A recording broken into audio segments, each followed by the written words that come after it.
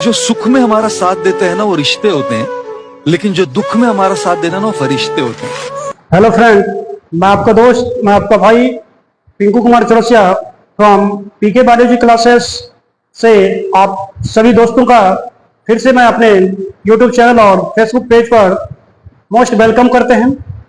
तो आज का जो हमारा टॉपिक है अमीबा में पोषण, जो कि हर एक कॉम्पिटिटिव एग्जाम जैसे पैरामेडिकल, नीट और बाकी जनरल कमीशन में भी आपसे पूछे जाने वाले सवाल को हम बहुत ही मजेदार तरीके से आज एक्सप्लेन करने जा रहे हैं।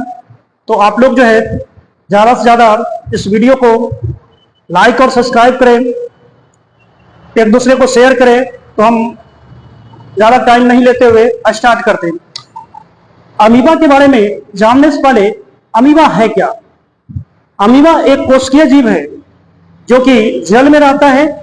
ये एक प्रोटोजोआ संघ का एक सदस्य होता है, जिसके पोषण के ऊपर यदि हम ध्यान से देखें तो यह जो होता है होलोजोइक मोड ऑफ न्यूट्रिशन, अर्थात ये प्राणी संपोषण को ये प्रदर्शित करता है। अब इसमें सवाल उठता है कि प्राणी संपोषण कहते किसको है? पोषण का वह प्रकार जिसमें जीव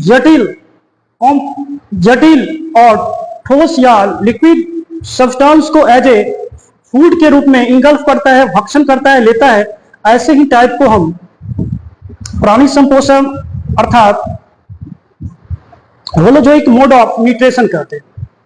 अब अमीबा जो है एक कोशिकीय जीव है।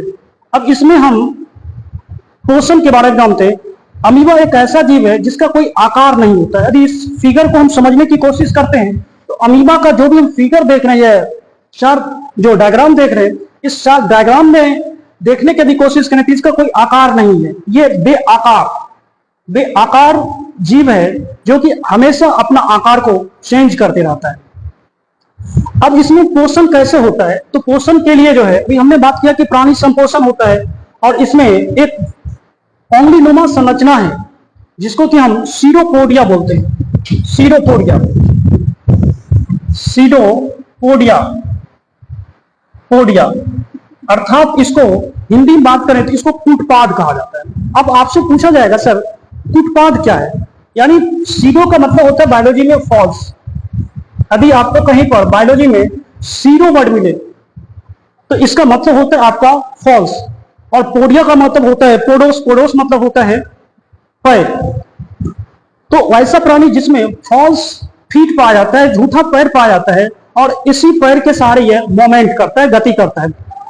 ऐसे ही फूड को हम फॉल्स फूड कहते हैं। अब ये जो है जब मोमेंट करता है इसके बॉडी से जब फूड पार्टिकल्स टकराता है, यहां जब टकराएगा तो ये जो है अपने चारों तरफ से सीरोपोडिया को एक दूसरे से फ्यूज कर लेता है। और जैसे सीरोपोडिया से ये फ्यूज करेगा तो आप यहां पे देख सकते हैं कि एक ये गोलाकार संरचना का निर्माण होता है जिसे हम फूड वैक्यूल अर्थात भोजन रसधानी कहते हैं। और भोजन जो है फूड वैक्यूल में चला जाता है, और फूड वैक्यूल में डाइजेस्टिव इंजाइम होने के कारण, पाचक इंजाइम होने के कारण ये भोजन को डाइजेस्ट कर देता है। अब यहां पे देखते हैं कि अमीबा का आखिरकार भोजन क्या है। आपसे पूछेंगे अमीबा क्या चीज खाता है? ये छोटे छोटे एल्गी को खाता है, यानी शैवाल को खाता है, बैक्टीरिया को खाता है, डाइटम को खाता है, जूप्लैंक्टन को खाता है। यानी कहने का मतलब है ये छोटे से छोटे माइक्रोस्कोपिक ऑर्गेनिज्म को ये इंगल्फ करता है, भक्षण करता है।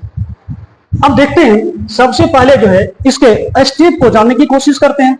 ये जो है फर्स्ट स्टेप में बोला जा रहा है, ये कूटपाद की मदद से, सीरोपोडिया की मदद से ये सबसे पहले भोजन को घेरने की कोशिश करता है।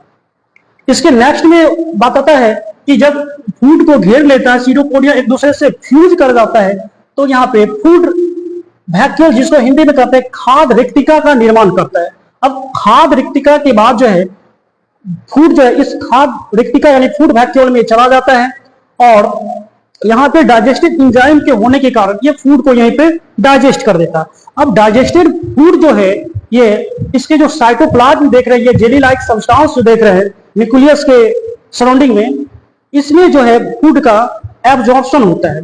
और एब्जॉर्प्शन के बाद जो है जिन फूडों का डाइजेशन नहीं हो पाता है, उन फूडों को ये प्लाज्मा मेम्ब्रेन्स के द्वारा ये सिंपल डिफ्यूजन के माध्यम से ये फूड को बाहर कर देते।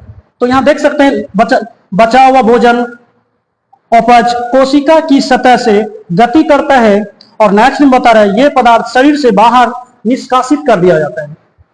तो एक बार फिर से बात करते हैं, अमीबा में जो भोजन का जो मेन स्टेप है, पहला स्टेप है ये अपने सीरोपोडिया की मदद से जो है सबसे पहले फूड पार्टिकल्स को ये घेरने की कोशिश करता है और घेर भी लेता है और भोजन जो है ये फूड वैक्यूल में चला जाता है। आपसे पूछेगा कि फूड वैक्यूल का फॉर्मेशन कैसे होता है, निर्माण कैसे होता है, तो आपको बताना है जब दो सीरोपोडिया एक दूसरे से फ्यूज करता है, इसके बॉडी के अंदर जो राउंडेड स्ट्रक्चर बनता है, इसी राउंडेड स्ट्रक्चर को हम नाम देते हैं फूड वैक्यूल का। अब फूड वैक्यूल में हम जान रहे हैं कि डाइजेस्टिव एंजाइम होता है, जिस तरह से मानव के शरीर में पाचक एंजाइम होता है जो कि फूड को डाइजेस्ट करता है। जस्ट अमीबा जो एक यूनिसेलुलर ऑर्गेनिज्म है जिसमें कि एक ही सेल से इसका पूरा बॉडी बना हुआ है और ये जो है एक ही सेल के कारण जो है अपना पूरा लाइफ को सरवाइव करता है, जिंदा रखता है। और इसके अंदर जो देख रहे थे फूड वैक्यूल, इस फूड वैक्यूल में कंप्लीटली डाइजेशन होता है और डाइजेशन के बाद जो डाइजेस्टेड फूड है ये पूरे साइटोप्लाज्म में डिफ्यूज हो जाता है, विस्तारित हो जाता है।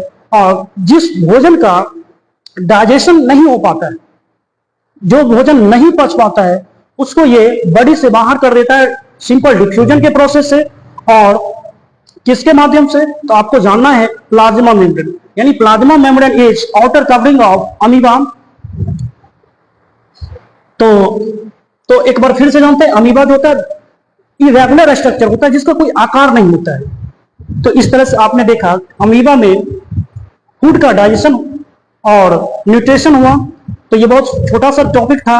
हमें उम्मीद है कि आपको यह वीडियो एक अच्छी तरह से समझ में आया होगा और इसी तरह से जिस तरह से आपने अपना सपोर्ट दिखाते आ रहे हैं, इसी तरह से अपना सपोर्ट ज्यादा से ज्यादा दिखाएं, एक दूसरे को शेयर करें, जिससे हम लोगों को ज्यादा से ज्यादा मार्गदर्शन मिलता है, हमें एक्साइटमेंट होता है, खुशी मिलता है। तो एक बार फिर से बोलते हैं कि ये आप जो वीडियो देख रहे हैं ये पीके बायोलॉजी क्लासेस के यूट्यूब चैनल से देख रहे हैं और पिंकू कुमार के नाम के फेसबुक पेज से देख रहे हैं। तो ज्यादा से ज्यादा पेज को सब्सक्राइब करें, ज्यादा से ज्यादा यूट्यूब चैनल को लाइक करें।